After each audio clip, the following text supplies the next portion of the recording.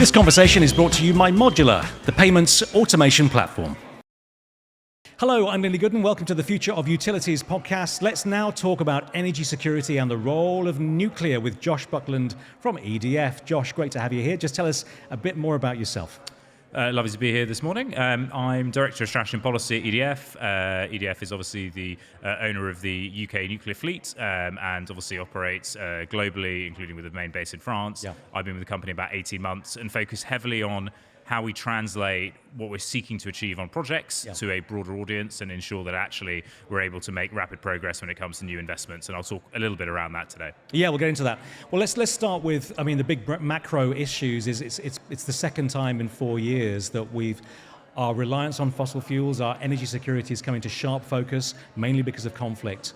What do you feel about what's changed, what's improved, and also what still needs to be done around this issue? There are so many in there.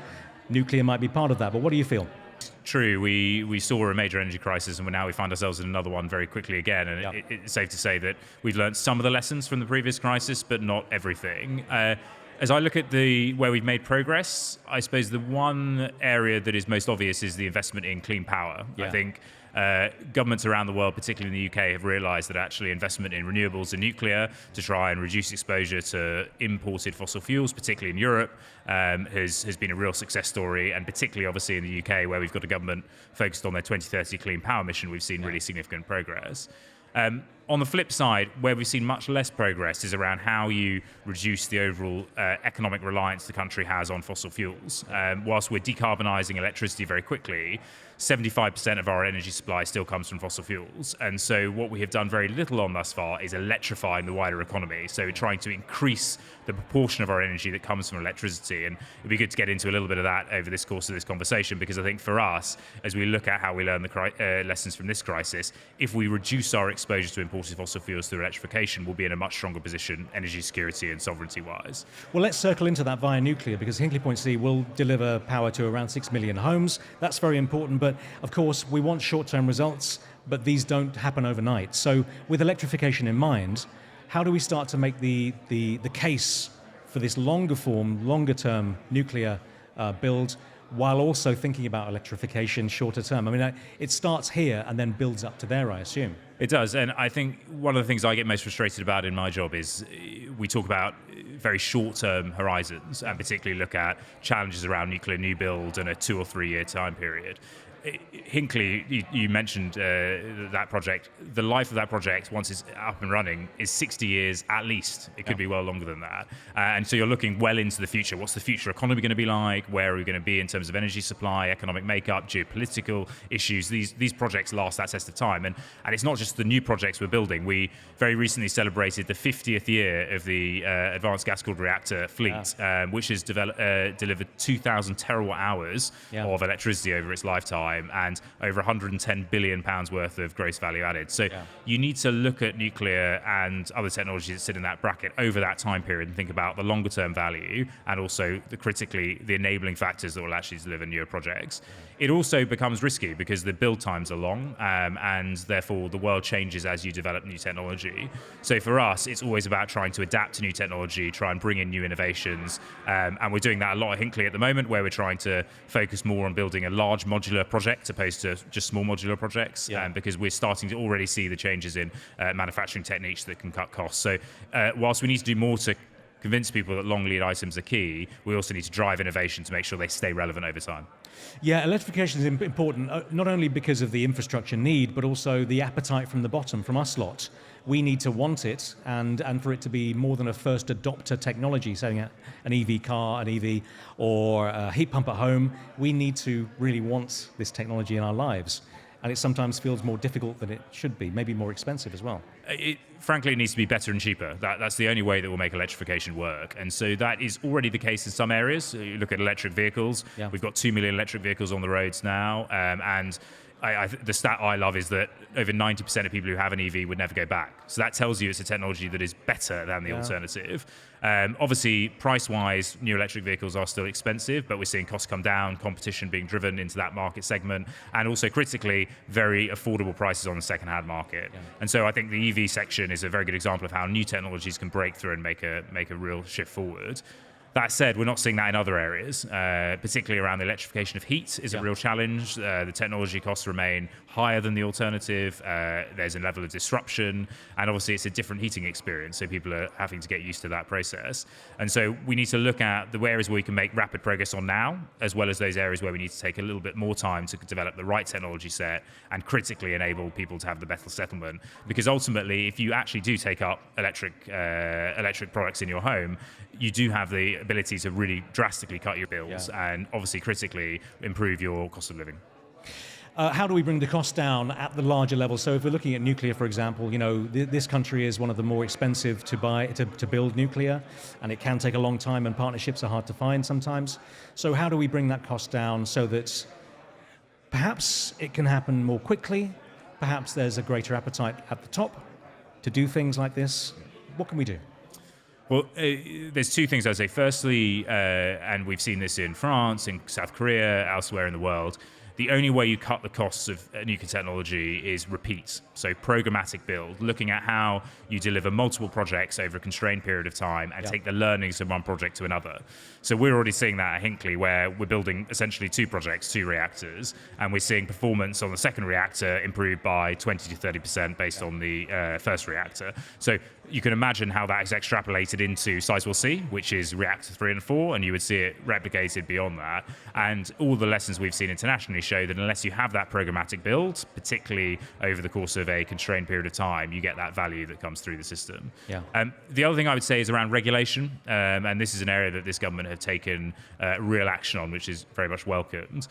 Regulation has undoubtedly driven up the cost of construction build generally, and nuclear is part of that, largely for sensible reasons, trying to improve safety. But obviously there is a limit to the benefit to improving safety, and then the cost that then impacts the projects that then can be delivered. And you're also seeing some interesting debates around the balance between different priorities. So the priority given to environmental protection. So for example, the very famous fish disco at Hinkley and the investments made to try and improve fish protection versus the delivery of a project at a reasonable and known cost. And so I think for us, that regulatory reform piece the government has launched under John Fingleton and the Regulatory Task Force is a really key part of reducing costs over time. This conversation is brought to you by Modular, the payments automation platform. And Modular automates how money moves, delivering the efficiency, the accuracy, and the reliability that your finance operations need to scale. Anything missing? I mean, there was a time when nuclear was a hot potato and controversial. That doesn't seem to be the case right now in terms of the public awareness, but I wonder what still needs to be done in order to keep pushing in the right direction as far as nuclear goes. So I think there's one of the things that the review pointed out was this need to try and identify a lead regulator, because one of the things we've struggled with over time is accountability in the system. Nuclear projects are complex, difficult, multifaceted. So accountability in the governmental system and the regulatory system to drive projects through is absolutely critical. And that's one thing that the review talks about, but we'd want to see that happen quicker and sooner. The other thing that we're now starting to get into a lot more is how do you combine new nuclear investment with new sources of demand. So back to that electrification argument, and critically AI data centers, because we're seeing that as a big area of potential electricity growth. And so the new projects we're looking at, particularly around the SMR space, are around how do you co-locate new nuclear builds with a known demand in the form of a data center to try and ensure that you've got an integrated system where costs can reduce over time, but also you've got a guaranteed route to that power. And that's one of the areas where government is looking at changes that will be allowed around planning, potentially also exemptions on certain cost elements, and that is a really important part of the UK being seen as competitive, not just on energy but on digital technologies. Well, that's interesting because looking at small modular reactors, SMR, then that potentially does work through that issue with perhaps scale and speed, possibly even cost. I don't know whether that's true or not. If there are more SMRs than very, very large reactors, then perhaps that helps a bit. But it's now you've strayed onto different issues the government's looking at, like data centers is seen as an AI issue separate to this, and nuclear is seen as an energy issue separate to that, and so on. So this needs to be a much more combined conversation, do you think? Completely, and particularly in areas where new technology is emerging, as you mentioned, SMRs. There's a hugely exciting prospect around SMRs, and we're actively pursuing projects both here and elsewhere. Right. But there are none operating in the Western world yet. Yeah. So the concept of being able to modularize, make projects smaller, improve financeability all makes sense. But the proof will ultimately be in the pudding as to whether that can be the case and whether you can use that approach to cut costs over time. Yeah. And I would argue too early to say whether that will definitely be the case vis-a-vis large-scale projects.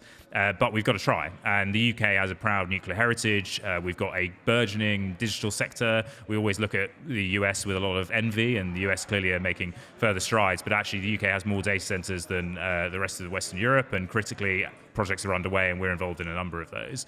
So that integration, as you say, between the new economy that's centering around digital world, as well as then the energy sector, will be absolutely key. And so we're developing a new SMR data center project in Cottam in Nottinghamshire, which effectively is a gigawatt data center, which will be developed over the course of the coming years, alongside then an SMR project that you would hope would be delivered in the 2030s. Yeah. And that shows you the sort of integration that we're thinking about. How do we use an existing coal power station site, recalibrate it, invest now, but also invest over the long term for nuclear. And that seems to be the way the world is moving, particularly in the US. And there's no reason to think we couldn't do the same in the UK.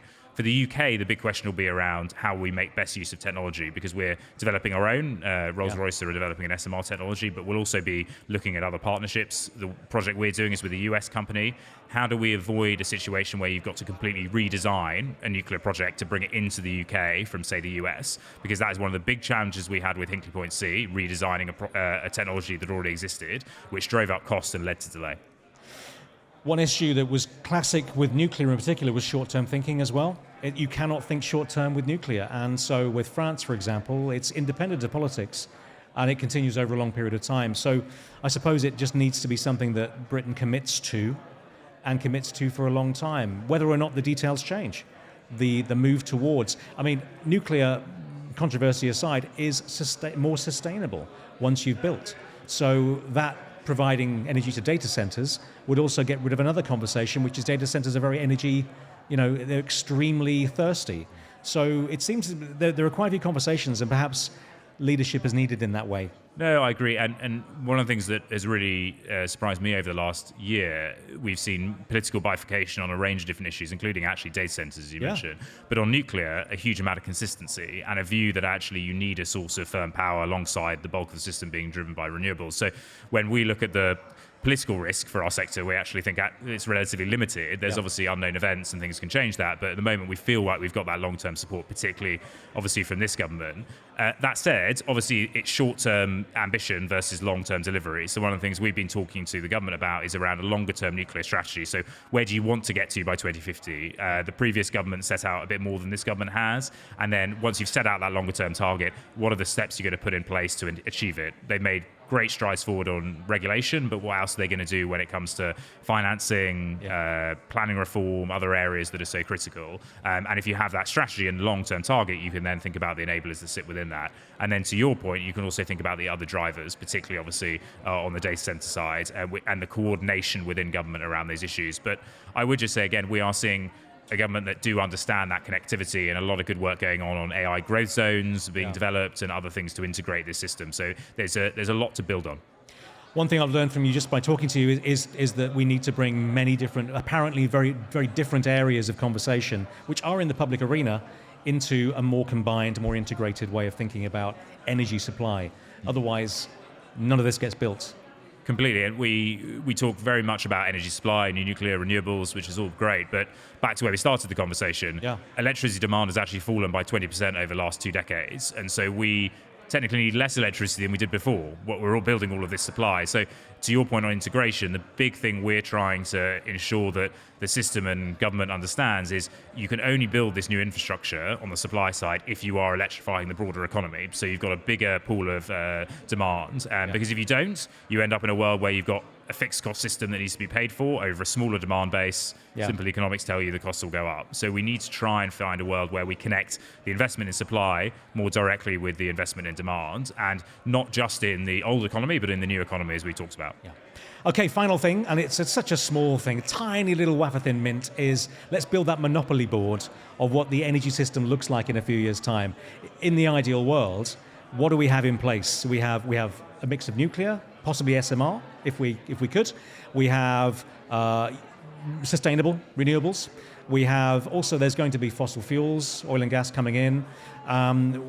What proportion, what do you prioritize? What do you think is really important for us to look at right now in order for us to find a better balance? In terms of the final energy kind of demand picture, we currently get around 20% of our electricity kind of final demand from electricity. We think there's ability to go much further over the next 10 years, 30, 35%. That's exactly the debate they're having in Europe at the moment, and we can have the same debate here.